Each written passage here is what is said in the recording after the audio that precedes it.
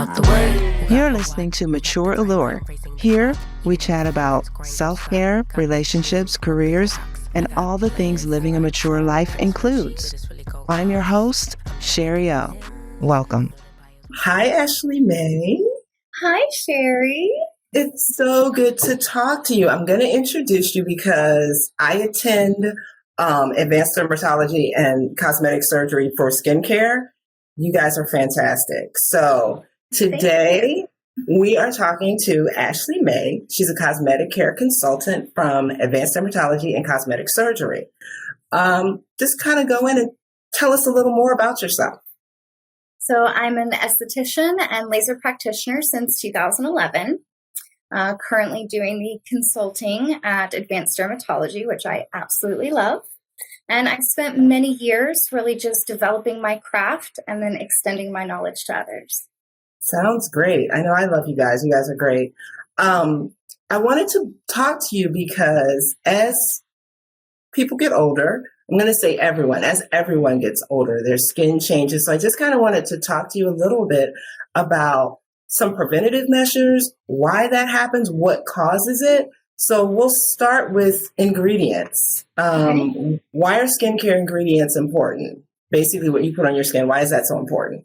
Well, like you said, our skin is ever changing and we are very susceptible to our environmental factors, and that can change our skin or cause trauma. So skincare really is important to help protect and prevent certain things, as well as our overall health of our skin. What are some favorite skincare ingredients or some ingredients that you suggest we use as we get older? Absolutely. So there's so many, but a few favorites. My number one is going to be vitamin C. It's all about the glow, the protection that it gets you from future pigmentation. It's anti-aging. It's rich with antioxidants, and is also very brightening.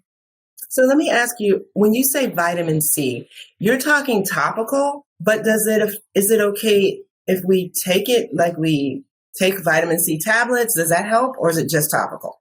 So really, it's just topical. Anything that you take orally is going to help the health overall, but only internally. So if you want to see something, you're going to do something topical. Okay. So vitamin C helps with premature anti-aging. Like, can you break that down a little bit more, or? So absolutely. Vitamin C is already going to help to brighten the skin, but its protection is really from the sun. So it's going to protect you from infrared rays and free radical damage, where our sunscreen is the UVA and UVB. So it's really a partner to our sunscreen.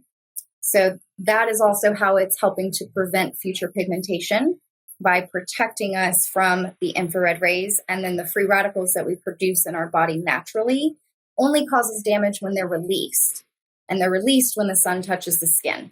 So the vitamin C creates that barrier, a reflection of that ray, so that it doesn't release our free radicals.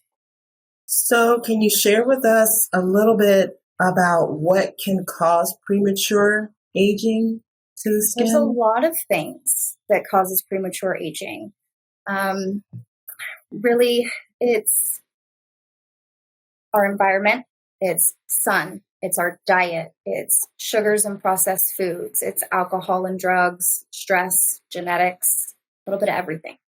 Okay. So when should someone consider starting to use an anti-aging cream? Because I'm going to be honest, I use them sporadically, and I guess I would have started earlier, but I'm still wondering at my all of 50 plus years, should I be using them? And if so, what kinds? So you should start in your 20s. That's when you can really start your preventative maintenance. I'm late, but go ahead. That's okay, because you look great for your age. There's a genetics play in there. I'm very late, but okay. As far as what you should be using now is still the anti-aging. We want to work on building our collagen, helping with ceramides and peptides and hyaluronic acid. Things are going to plump and hydrate the skin and build that collagen so we're not thinning in our layers as much. But starting in your 20s. Okay, so you did bring up collagen. So let's jump to that because that seems to be this rage. I see it all the time on Instagram. People drinking collagen and it's supposedly doing some things. Does it do anything? Should I be drinking it? No. I didn't think so because I couldn't see a difference. No, So tell us a little bit about that. So when people are taking anything orally, like I said before, it's only going to help the health internally. It's not going to do anything to the surface skin. So collagen in your gut, sure, that's great. But it's not going to ever reflect in your skin. And anyone that actually says they see a difference, it's the placebo effect. Mm. Okay, so if somebody starts taking an anti-aging cream, when should they start? Well, somebody like, let's say me. I'm not talking about, like you said, you should start in your 20s. But if you don't start in your 20s and you start 40s, 50s, because you see some lines or, whatever, when should you start seeing a difference? Typically about the 3 to 4 month mark.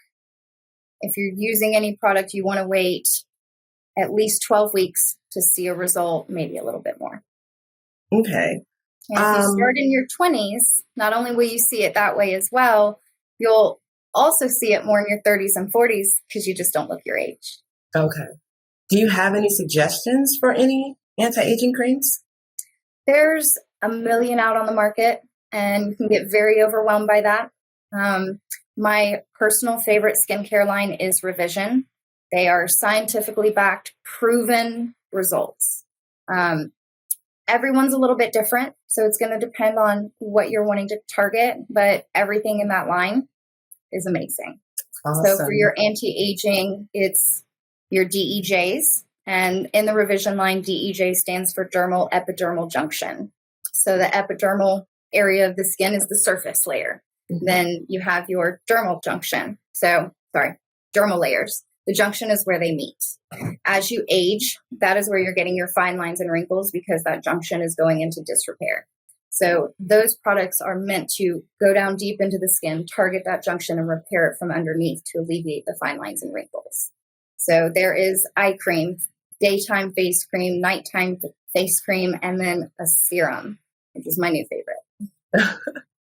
Well, I was going to ask about the eye cream because that's another thing. I guess you should start using an eye cream at the same time you should start using anti-aging cream. Yes. But the eye cream, what exactly does it do? So depending on the eye cream that you're using, a lot of them are only going to be safe for under the eye and not safe for the eyelid. You really want to find one that is safe for the eyelid. And the reason for that is the skin is so thin that it can actually get into your eye and damage your retina. I did not know that. So will it tell you on the label, like when you get an eye cream, will it say that it's safe for the eyelid? Not usually. So how do you know? You have to ask a professional. Wow, that is crazy because you see them over the counter all the time, of course, and you just assume. I have used them and I assume that I'm supposed to put it all around my eye, and that's not the case. No. So big misconception. So then let me ask you this. If I were buying an eye cream from, let's just say, a CVS or a drugstore, mm-hmm. Are those the ones you typically should not put on your lid? It really is going to depend on the ingredients in it. I think a lot of over-the-counter are not going to have enough ingredients to be harmful, but it doesn't mean that it's tailored for the eyelid either. Okay. Wow, now that is something. That's kind of thrown me. Okay. So because you work in a dermatologist's office and with cosmetic skincare, which I have gone to get a chemical peel. I'm getting another one in a few weeks, which I absolutely love. I was very shocked by it. It was my first time getting it. But even my husband noticed the difference. He was like, "Oh, your face looks smoother." So that was encouraging. That was very encouraging. Especially when a man notices. Exactly. Not just a man, a husband, because usually they don't notice too much. Yeah. But so what rule or rules do you wish clients would follow? Not to necessarily make your job easier, but just for the overall skincare health of people who come into the office. consistency is number one. But hand in hand with that is sunscreen. Please, please, I don't care who you are or what skin tone you have. Apply sunscreen and reapply it every 2 hours. Really? Yes, sunscreen is only effective for 2 hours. So, wow. So then, because I'm, again, this is probably why I'm in there with you guys, because I haven't been doing what, like you said, consistency. I haven't been doing what I'm supposed to do. So sunscreen, is that solely during those summer months, spring, summer, or is it year round? Year round, even on overcast days. So when you think you're not getting sun because it's overcast outside, well, what it is there's moisture in those clouds, and rays of light reflect off moisture. So all those rays are just bouncing everywhere, and you're actually getting more exposure. So is there, I know there's the whole SPF, like what's recommended, or does it depend on your complexion? Nope. This is across the board. As long as you are between 30 and 50 SPF, you're fully protected. Anything under 30 is not enough protection. And between 50 and 100 is a 0.03% difference. Doesn't matter. Oh, wow. Okay. So we were talking a little bit about, like I got the chemical peel, and I know you guys offer different types of skin rejuvenating services and things like that. What are some suggestions? I know it depends on your skin, but like the basic, if somebody was coming in, their skin is in average to decent shape, but it's maturing, what would you suggest they start with? I would start with a platinum hydrofacial. And then I would either recommend our Versa Viva treatment or our Cool Peel. Okay. I think I have done the hydrofacial. I have done that. And that was really good too. Yeah. That was shocking. That was shocking. So, I guess the next thing, how do you stay current and up to date on because things change so often, and there's so many new, and I know a lot, like with technology, there's so many things that people can do and can have and put on their face and services. How do you guys stay current and up to date and know what's best for whoever?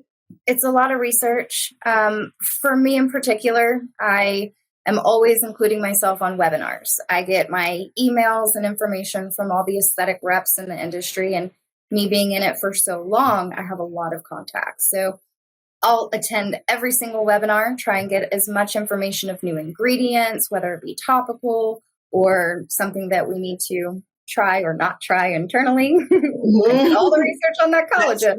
That's fun. And then, there's the seminars that I get to go to, which I absolutely love, as well as social media. You follow all the greats, you see what's popping up, and if I hear of anything new treatment-wise, then I do a little bit of research. I look for before and after photos and check reviews. So if someone were interested in getting involved in, being an esthetician as either a second career or a new career, what are your suggestions for them? I'd first want to ask what side of aesthetics they want to be in, because there's so many opportunities. You can be on a cruise ship. You could have a spa in a luxury hotel anywhere in the world. Med spas here. You can do sales, training, and then there's the medical side. So it really just depends on which way they want to go with it. But my personal recommendation is always going to be the nursing side.